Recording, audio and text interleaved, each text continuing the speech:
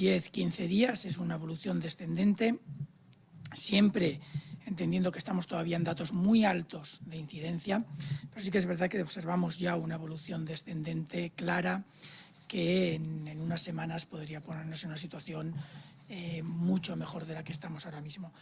La incidencia acumulada en los últimos 14 días es de 416 casos, 417, 416,9 casos por 100.000 habitantes en esos últimos 14 días, y podemos prever, si las cosas se mantienen como estamos observando hasta ahora, que en los próximos días siga bajando, dado que la incidencia acumulada cada 100.000 habitantes en 7 días, la mitad de esos 14, está bastante por debajo del 50% de lo observado en 14 días. Con lo cual es una tendencia adecuada, va en la línea que todos deseamos. La previsión es que se mantenga en los próximos días esta misma tendencia, pero seguimos estando en incidencias muy por encima de los objetivos marcados para tener una situación que nos permita relajar con tranquilidad algunas de las medidas. Esto obviamente sigue teniendo un impacto todavía importante, muy importante, tanto en hospitalización como en camas de UCI, pero sí que es cierto que después de haber iniciado el descenso en ese periodo que ya hemos comentado de la transmisión, se alcanzó el máximo en la ocupación hospitalaria ya hace unos días, y ya se observa claramente que el máximo de ocupación de UCI se observó hace aproximadamente una semana. Sin embargo, el descenso, tanto en ocupación hospitalaria y sobre todo en ocupación de UCI, es muy, muy lento. Estamos bajando décima a décima y aún hoy estamos en un 38% de ocupación de UCI cuando ha pasado ya más de una semana del máximo de ocupación. Es decir, el proceso de descenso en la ocupación de la UCI es muy lento y por lo tanto tenemos que garantizar que la incidencia sigue manteniéndose en unos niveles muy bajos para dar margen a que las UCIs se recuperen, a que las UCIs vuelvan a unos niveles adecuados para poder garantizar, como es debido, la asistencia sanitaria al margen de la asistencia contra el coronavirus. La ocupación hospitalaria se mantiene en 16,5 aproximadamente de ocupación solamente por coronavirus. Siguen siendo datos muy, muy elevados, tanto los de UCIs como los de hospitalización, pero sí que es cierto que se está observando progresivamente ese descenso en la ocupación de ambos sectores. La positividad de las muestras, de las pruebas diagnósticas que se están realizando, va bajando acorde con el descenso de la incidencia y ahora mismo estamos en una positividad del 8,6%, 8,57% de las muestras que se realizan resultan positivas para el coronavirus y se siguen realizando prácticamente 3.000 muestras, incluso con este descenso tan importante que hemos tenido en la incidencia, se siguen realizando 3.000 muestras por cada 100.000 habitantes en una semana, lo que sigue poniéndonos en unos niveles muy altos a nivel nacional. Desde luego estamos en los niveles, en el periodo más alto que se alcanza cuando estamos en mayores incidencias, pero siendo los niveles más altos de todo nuestro periodo, de toda nuestra evolución, pero también a nivel internacional estamos manteniendo unos niveles muy altos del total de pruebas de PCRs que se realizan por población.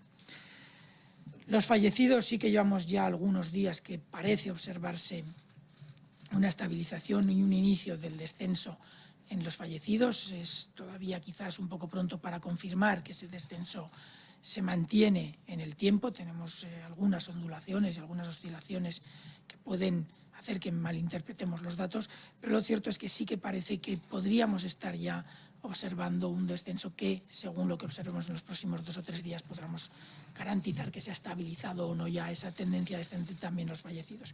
A pesar de todo, seguimos observando con datos referentes a ayer, 1.230 fallecidos con fecha de fallecimiento en los últimos 7 días. Esto nos pone en cerca de 200 fallecidos diarios. Siguen siendo cifras muy, muy elevadas que debemos de tratar de controlar y corregir, manteniendo ese descenso en la incidencia. Y para eso todos sabemos las medidas que debemos de aplicar. Yo creo que son los datos fundamentales de la transmisión de la enfermedad en nuestro país. Sí indicar que el descenso que estamos observando en la incidencia se observa en todos los grupos de edad. Es un dato importante. Sabemos que durante el pico de esta última ola había grupos con mayor incidencia que se centraban básicamente en las personas entre 20 y 29 años y luego en algunos de los grupos de más mayores de 50 a 59, los digamos, jóvenes, sus posibles padres, y luego ya se iba distribuyendo por el resto de los grupos, vemos que el descenso en la incidencia que hemos observado es aplicable a todos los grupos de edad, que además poco a poco se van homogenizando y van llegando a límites muy inferiores.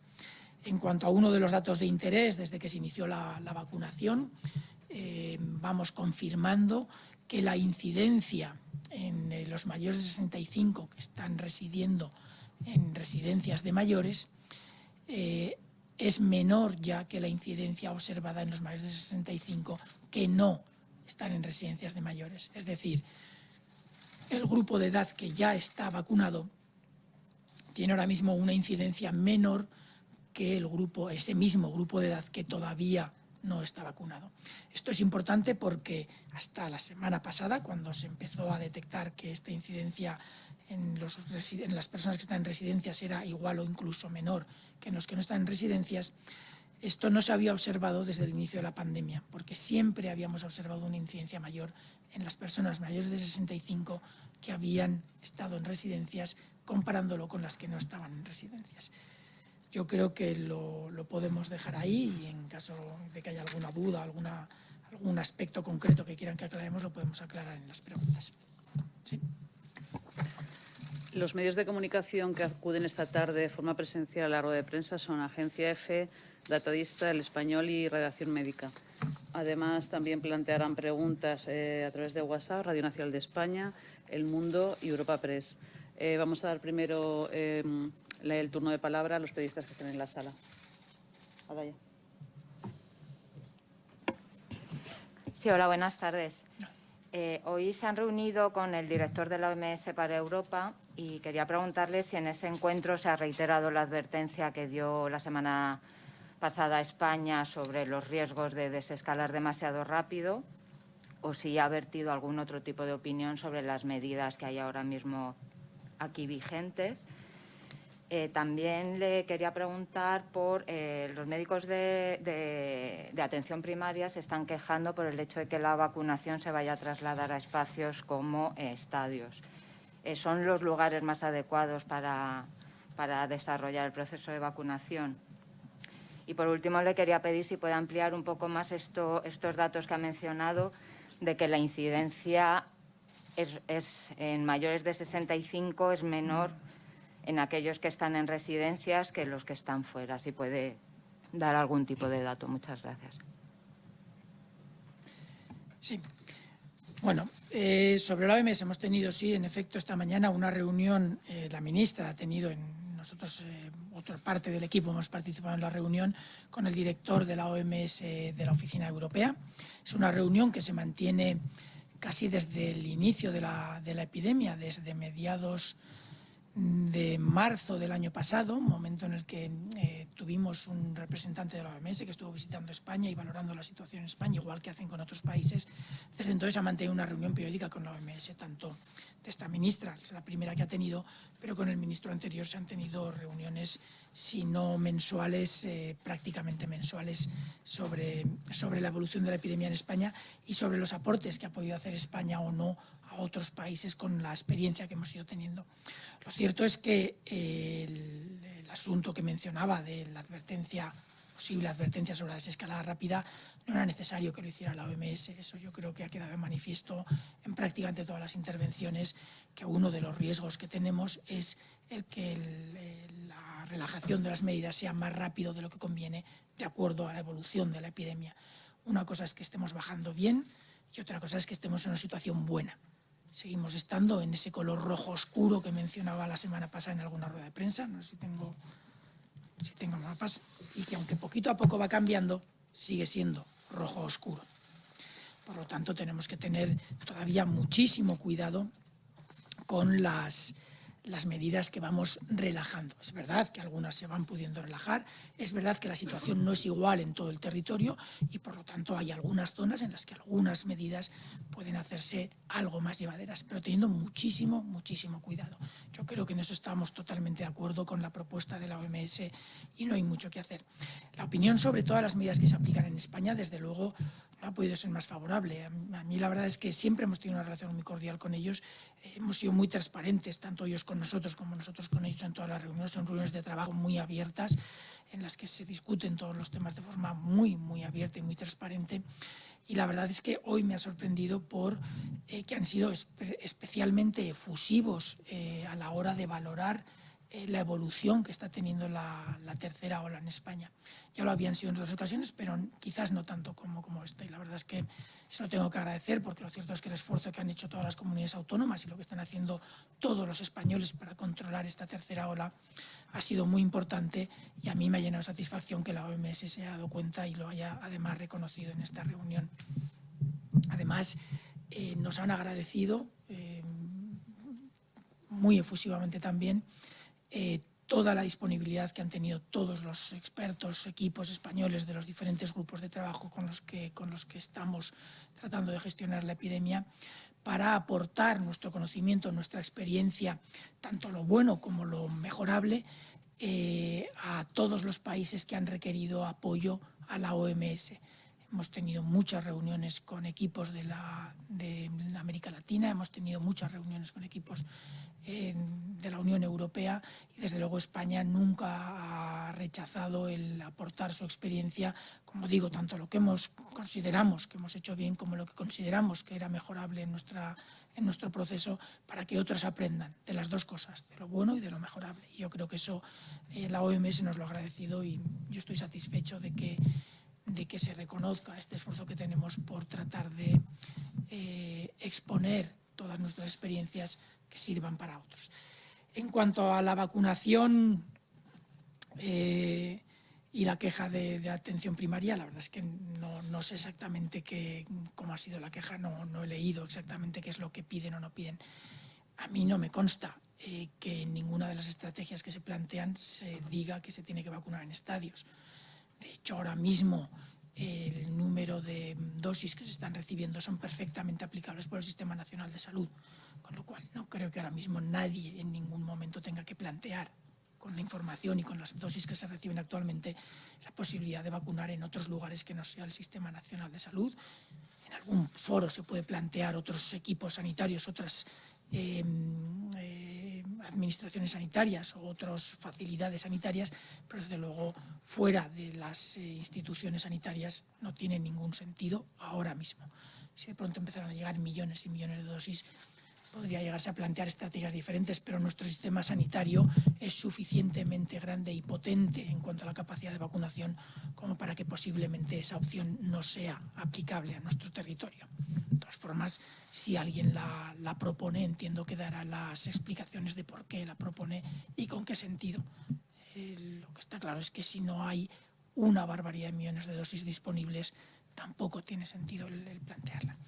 En cuanto a la incidencia de mayores de 65, son, como he dicho en alguna otra ocasión, son datos preliminares que no indican todavía que la efectividad de la vacuna sea igual que la eficacia de la vacuna hecha en los ensayos clínicos. Lo lógico sería que estuviera alrededor de la eficacia, y las poquitas informaciones que tenemos indicarían que sí, que sería una vacuna muy efectiva, pese a los problemas logísticos que tiene la cadena de frío, que por lo visto, por la poquita información que tenemos, no ha tenido un impacto importante en la efectividad. Pero sí que tenemos algunas informaciones indirectas cada vez más consistentes de que algunos grupos, salvando los problemas que pueden generar estos estudios, que son más bien una simple correlación y que no establecen una asociación sólida entre una acción y un resultado, pero sí que indirectamente van mostrando que las personas mayores de 65 años que viven en residencias, que siempre habían tenido una incidencia, es decir, el número de casos, en este caso el denominador es 100.000 personas, que siempre habían tenido un número de casos por cada 100.000 residentes en residencias de mayores, siempre habían estado claramente por encima del número de casos por cada 100.000 habitantes en los mayores también de 65 que no estaban en residencias. Ahora mismo eso ha cambiado y ahora ya están ligeramente por debajo los que están en residencias. Eso no había pasado en ningún momento. Todos estamos descendiendo. Los mayores de 65 que están fuera de las residencias está descendiendo la incidencia. los mayores de 55 está descendiendo, todos los grupos de edad, en todos los ámbitos está descendiendo la incidencia. Pero la velocidad a la que ha descendido desde la segunda semana aproximadamente del inicio de la vacunación, obviamente se vacunaron primero las personas mayores que están en residencias. Desde ese momento en el que se empezaron a vacunar, a partir de la segunda semana después del inicio de la vacunación, se ha observado una velocidad de descenso mucho más rápido que en ninguno de los otros grupos y, desde luego, más que en los mayores de 65 que no viven en residencias. También descienden, pero no han descendido tan rápido como los primeros. Y eso estamos observando, que ahora mismo ya los mayores de 60 tienen una incidencia ligeramente menor que la incidencia en los mayores de 65 que no están en residencias. Es un poco lioso, lo siento.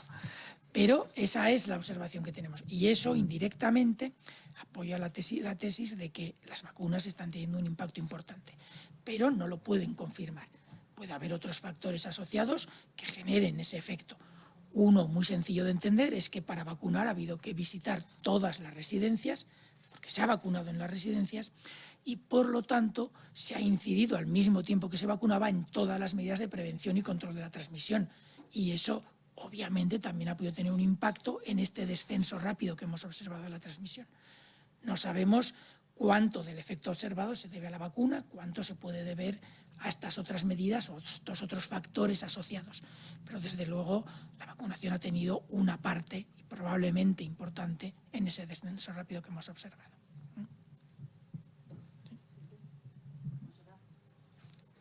Sí, estaba diciendo que, bueno, que se nota esa menor incidencia en los mayores.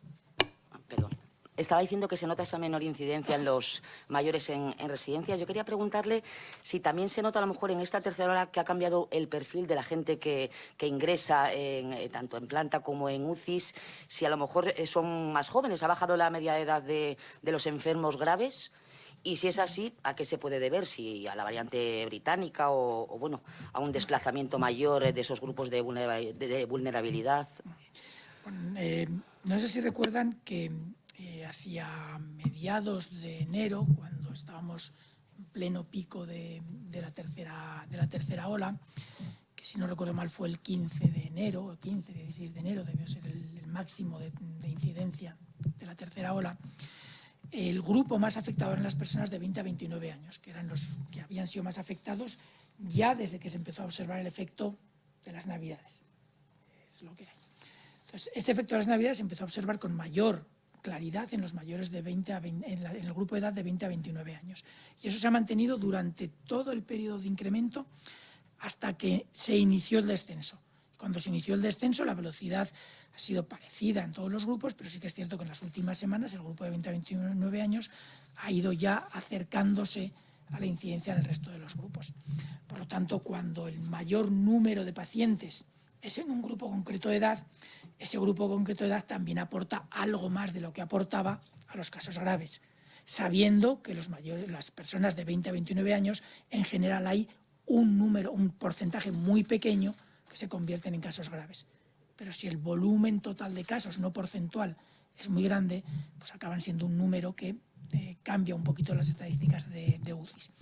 En este caso sí que se observó durante un periodo de tiempo que las personas ingresadas en UCIs podían ser algo más jóvenes. Y eso poco a poco se va compensando con el hecho de que los mayores que entran suelen estar más tiempo que los jóvenes que entran. Y ahora mismo los perfiles de UCI son similares a lo que hemos observado en todos los periodos. No tengo los datos cerrados, puede haber variabilidad entre comunidades, entre unidades concretas, entre zonas específicas donde los grupos de edad tengan una distribución diferente a la nacional. O sea, es muy variable entre unas UCIs y otras, pero a nivel nacional no parece que haya unas diferencias muy grandes. Sí que las ha habido, sí que puede haber todavía zonas en las que los haya, pero no tiene por qué ser muy diferente. En cuanto a la variabilidad por la variante británica, no hay una transmisión diferencial por grupo de edad. Según las informaciones de las que disponemos ahora mismo, de los países donde más presente está la variante, que es sobre todo Reino Unido, Irlanda y algún otro país de la Unión Europea. Lo cierto es que en España, con los datos que tenemos ahora mismo, no hemos observado ninguna asociación específica. Y en otros países la información que mandan es que no hay una transmisión diferencial por grupo de edad. Por lo tanto, no hemos observado nada. Hola, buenas tardes. Antonio Delgado, de Datadista. Le quería volver a preguntar sobre si tenemos información, actualización sobre el documento de actuaciones de respuesta coordinada que realizó la ponencia de alertas y que aprobó el Consejo Interterritorial del pasado 22 de octubre, que sé que se ha estado trabajando en actualizaciones. No sé si nos puede comentar algo, porque sobre todo desde la fecha de la aprobación de estas medidas actualmente, pues hemos sufrido una tercera ola, el impacto de la vacunación que usted ha comentado antes, y sobre todo viendo que en el último informe, según esa de seguimiento, hay 16 comunidades autónomas donde sigue todavía nivel extremo, nivel 4. En el pico más bajo, en el momento más bajo de la segunda ola, la incidencia acumulada en España fue de 188 casos, que fue el 10 de diciembre. No teníamos un caso tan bajo alto desde fines de agosto, y ese documento se trata, y como usted ha comentado en muchas ocasiones, de llegar a menos de 50 casos.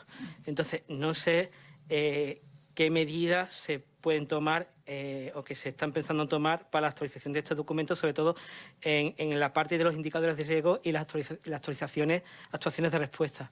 Y una segunda pregunta, usted ha comentado los días pasados que la capacidad de diagnóstico del CAE calculaba que estaba en torno al 80%.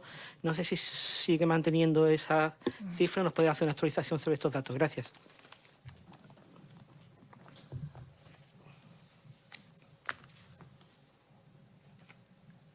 Bueno, en cuanto al documento de actuaciones, es un documento que, desde el punto de vista técnico, lo que gestionan las unidades de vigilancia y de alertas de las comunidades autónomas, consideramos que está siendo enormemente útil el poder tener un grupo común de indicadores, tanto principales como complementarios, que vienen en el anexo del documento, para poder valorar la situación de cada uno de los territorios. El documento está pensado para poder valorar territorios desde pequeños territorios a nivel municipal hasta grandes territorios a nivel nacional, nivel comunidad autónoma. Y se tiene que evaluar en cada uno de ellos y tratar de aplicar las medidas en cada uno de ellos. Yo creo que el documento está siendo enormemente útil. Sí que es verdad que hay dentro del seno de la ponencia de alertas, que es el grupo de trabajo que desarrolla este documento, una nueva propuesta con algunas modificaciones que se han propuesto, sobre todo dirigido a mejorar la interpretación de algunos de los indicadores, tratando de dar más peso a los indicadores complementarios, garantizar que se le da el peso a los indicadores complementarios que deben de tener, porque sí que es verdad que durante algunos periodos la discusión se ha centrado en los indicadores principales, y los indicadores complementarios, que son muy, muy útiles para valorar realmente la evolución de la epidemia, se han, por así decir, utilizado menos de lo que se debía. Entonces, eso es uno de los objetivos. Y, por otro lado, tratar de garantizar que las medidas de diferente envergadura que se van tomando en los diferentes niveles de alerta se toman a tiempo. Sí que es verdad que en la actualización de este documento, que ya hay una propuesta de actualización, chocamos con algunas dudas y algunos problemas asociados con la evolución de la epidemia y con la forma en la que se han ido tomando algunas de las medidas. Sabemos que el nivel 4 de alerta, el máximo, el extremo, es un nivel en el que estamos constantemente rozando con las medidas que se deberían de aplicar o que se han aplicado, estamos constantemente rozando los derechos fundamentales de las personas. Y de hecho ha habido algunos ejemplos. En general no ha habido problema para aplicar las medidas que las comunidades autónomas proponían, pero sí que es cierto que ha habido alguna situación en la que ha habido incluso aspectos jurídicos que no han sido bien valorados por los responsables, los jueces responsables de aprobarlas, y en alguna situación puntual ha habido algún problema para aprobar alguna medida. Todo esto nos hace pensar que tener un documento de fondo aprobado por el Consejo puede ayudar a que estas situaciones no deseables en que algunas medidas de salud pública, por no poder defenderlas correctamente o porque hay interpretaciones diferentes a la hora de valorar la situación por diferentes sectores y diferentes responsables, no se puedan aplicar. Entonces, tratando de mejorar o reducir esos riesgos, se hacen algunas propuestas en el documento. Pero dicho esto, al tratarse al mismo tiempo de muchas medidas que están rozando los límites de los derechos fundamentales de las personas, es difícil incluirlas de forma satisfactoria en un documento técnico. Y tenemos que dar el margen suficiente para que los responsables, los jueces, las comunidades autónomas, los responsables políticos de tomar este tipo de decisiones puedan tomarlas con un margen suficiente de libertad. Y eso no es fácil de incluir, nos está costando tiempo para proponer una actualización que sea aprobada. Pero eso no implica que todos los indicadores y todas las modificaciones, aunque no estén todavía publicadas, no se estén utilizando o aplicando o interpretando ya de acuerdo a los borradores que estamos discutiendo y trabajando en el seno de la ponencia, donde participan todas las comunidades, todas las unidades de alertas de todas las comunidades autónomas. Entonces, eso por un lado. Como digo, la parte crítica de ese documento es la evaluación del riesgo y las medidas, pues, cuanto más restrictivas en situaciones malas o en evoluciones malas sean, mejor. Pero también podemos tener situaciones no muy buenas, pero evoluciones claramente favorables, con lo cual hay que ajustarlas. Pero yo creo que el documento, independientemente de que esté aprobado o no, toda la parte de indicadores se está ya utilizando por parte de las comunidades de forma práctica. En cuanto a las capacidades de detección, sí, cada día tenemos más seguridad de que si no estamos en el 80 estamos muy cerca, desde luego por encima probablemente del 70. El último estudio sobre prevalencia nos indica que estamos por encima de ese 70% de detección, y las estimaciones que hemos hecho con los últimos cálculos es que estaríamos muy cerca del 80. Es cierto que hay cierta variabilidad de una semana a otra, una semana puede ser un poquito más, un poquito menos, y sí que hemos observado diferentes periodos desde el mes de mayo. Hemos observado que hasta el mes de mayo, principios de mayo, se detectaba aproximadamente un 9,7% de los casos que había, de las infecciones que había en nuestro país, y a partir de ahí se fue incrementando progresivamente hasta llegar a los máximos durante el principio de la segunda ola, luego un pequeño estancamiento, y ahora mismo estamos otra vez en los límites máximos de detección. De hecho, el esfuerzo de detección que se ha hecho, el número de pruebas que se han llegado a hacer, de prácticamente 4.000 pruebas por 100.000 habitantes en una semana, e incluso en los periodos de máxima incidencia de esta tercera ola, muestran el esfuerzo real que todas las comunidades autónomas están haciendo por detectar el máximo posible. Y eso sí que lo observamos en los datos. Y de hecho, nos ayuda a confirmar, y cada día lo vamos garantizando, validando esa estimación, que la evolución de la epidemia, como la basamos en datos muy sólidos y muy reales de infección, lo que preveemos que va a pasar en los próximos días, en principio se va cumpliendo. Y eso nos lo garantiza, entre otras cosas, la altísima capacidad de detección que tenemos. ¿Sí?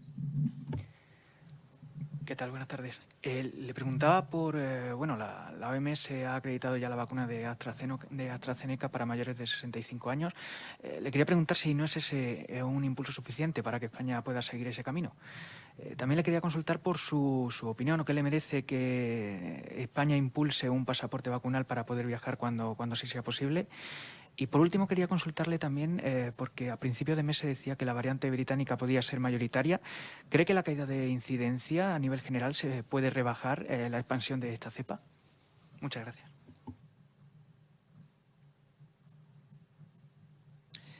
Bueno,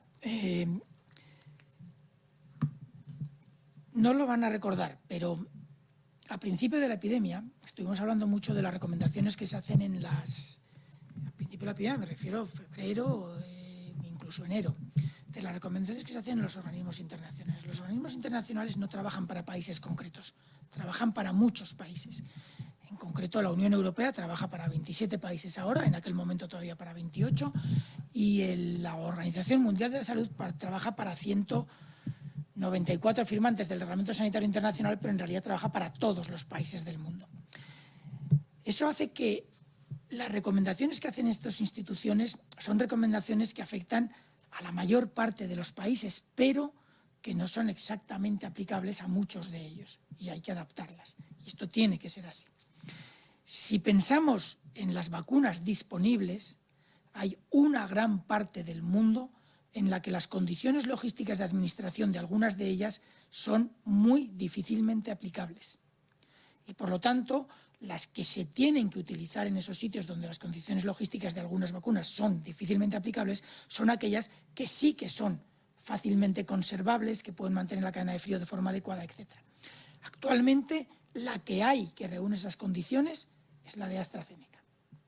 Por lo tanto, aunque no haya evidencias sólidas de su efectividad o de su eficacia en algunos grupos de edad mayores, sabiendo que sí que es muy probable que tenga efecto, aunque no esté todavía garantizado por los ensayos clínicos, es muy razonable, y yo creo que es un paso adelante que da la OMS con el valor y la solidez que le confiere su expertise, para garantizar que la vacunación se inicia en los grupos de riesgo en todo el mundo lo antes posible.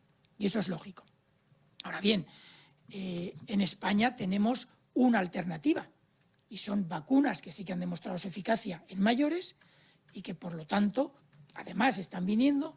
Tenemos capacidad logística para aplicar y para mantener la cadena de frío, y, por lo tanto, si tenemos los dos tipos de vacunas, sería, yo creo que un poco temerario, cuando queda poco tiempo para tener resultados de un ensayo en el que ya intervienen o se han incluido personas mayores de 65 años, el aplicar una vacuna que por unos días nos puede suponer un riesgo que no tiene sentido que apliquemos en nuestro país, pero que sí que tiene sentido que se apliquen en otros.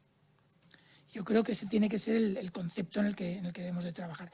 Y como digo, yo creo que es un paso adelante de la OMS para garantizar que, a la espera de resultados y dadas las características tan malas de este patógeno, del SARS-CoV-2 y de esta pandemia, obviamente tenemos que hacer un esfuerzo para conseguir intentar ir por delante en la medida de lo posible. Dicho eso, a medida que surjan otras vacunas que sean más aplicables en territorios donde la logística sea complicada, obviamente se irán incluyendo en ese portfolio. España, si los resultados de los ensayos clínicos que hay ahora, que incluyen mayores de 65, son buenos, también aplicará la vacuna. No porque no sea buena ahora, sino porque tenemos una alternativa mientras se dilucida si sirve o no. Tenemos una vacuna que sí que ha demostrado esa eficacia en esos grupos. Por lo tanto, yo creo que eso es importante. En cuanto al pasaporte, todos los países del mundo quieren ver cómo se puede empezar a favorecer la movilidad internacional. Y, de hecho, no es que España impulse. La Unión Europea está promoviendo la posibilidad de desarrollar este tipo de documentos. Se está discutiendo, se están valorando las opciones, se está valorando qué riesgos hay, qué riesgos no hay, y España simplemente dará su opinión sobre los diferentes riesgos, y en caso de que haya una decisión conjunta a nivel europeo, pues trataremos de sumarnos a la decisión europea que vaya en esta línea. En todo caso, ahora mismo, para nada, no tiene nada que ver con el coronavirus, pero ya existe para algunas zonas de riesgo de fiebre amarilla un certificado internacional de vacunación. Entonces, va en la misma línea, no es algo ni descabellado ni nuevo, ya lo conocemos para la fiebre amarilla, pero sí que es cierto que este va a tener unas implicaciones diferentes. Estamos hablando de una enfermedad que afecta a todos los países del mundo a nivel global y que además se aplica a certificados con vacunas nuevas a las que todavía no ha tenido acceso toda la población. Con lo cual hay que valorar con mucho cuidado todo el proceso, tener mucho cuidado con las decisiones que se toman y, por supuesto, tratar de llegar a decisiones consensuadas basadas lo más posible en la evidencia, tanto sanitaria, científico-técnica sobre asuntos de salud, como otros aspectos asociados, discriminación, efectos sobre la economía, etcétera, que tengan que aportar su grano de arena a este tipo de decisiones. Las variantes. Me vas a perdonar, pero no recuerdo exactamente cómo era la pregunta de las variantes. Porque se había referido a esa caída de la incidencia en España. Sí. Quería consultarle si cree que esa caída de la incidencia va a rebajar también de alguna manera o puede rebajar la expansión de esa cepa. Bueno, lo que sí que va a hacer es evitar que la cepa esté en grandes números en España. Lo que no creo, tenemos que esperar a ver cómo van la evolución y los resultados, lo que no creo es que evite que esta variante acabe siendo la variante mayoritaria. Pero claro, en lugar de ser la variante mayoritaria de 20.000 casos al día, será la variante mayoritaria de 1.000, de 500 o de 100 casos al día. Eso sí que puede pasar, Vamos a seguirla con mucho cuidado, no podemos garantizar todavía nada, no podemos tener certezas de nada, pero vamos a tratar de seguir con mucho cuidado la evolución de la variante. Sí que es difícil que podamos retenerla. Tendremos que ver no solo la variante británica, sino también las otras, cómo evolucionan. Las otras, por ahora, parece que no están ocupando mucho espacio fuera del cono sur de África, pero sí que es cierto que se detecta en varios países y en España ya hemos detectado algunos casos asociados a estas variantes. Por lo tanto, tenemos que ir con mucho cuidado, con mucha precaución y, sobre todo, tener claro que si la variante es algo más transmisible, seguimos sin tener certeza de si es un 70% o un 30% o un 25% más transmisible, pero desde luego es algo más transmisible. Tenemos que tener mucho cuidado con el proceso de desescalado de las medidas, porque si lo hacemos mal, la velocidad de incremento, si esa transmisibilidad es mayor, podría ser también mayor. Y eso nos podría poner en situaciones como la que hemos vivido asociada a las transmisiones a final de año con las fiestas. Sí, yo le quería preguntar, bueno, de primer, problema con una cosa clara. Cuando hablaba de actualización del documento, estamos hablando siempre de que la controvertida o la parte controvertida son las medidas, es decir, los porcentajes que ahora mismo valora el documento original seguirían tal y como están ahora en el documento de octubre. Luego le quería preguntar, el Ministerio de Sanidad ha modificado o adaptado el protocolo de las escuelas por la transmisión por aerosoles. Habla pues de que antes había que ventilar las aulas al principio y al final de la jornada, y ahora ya se habla de una ventilación cruzada continua. No sé si se estudia mover esa parte de ventilación por la transmisión por aerosoles a otros espacios como pueden ser laborales, museos, no sé, transporte. Y en ese sentido, si la mascarilla FP2 considera que es más oportuna para ese tipo de centros, como por ejemplo piden los profesores que piden que sea obligatoria, que se use allí. Y luego, por último, le quería preguntar, porque algunos estudios hablan ya de que las PCRs que tengan más de 35 ciclos de amplificación dan resultados falsos positivos. Y me gustaría saber qué tipo de PCRs son mayoritarias en España y si se están haciendo PCRs de más de 40 ciclos de amplificación o hasta de 45 que dicen que, que no son tan fiables.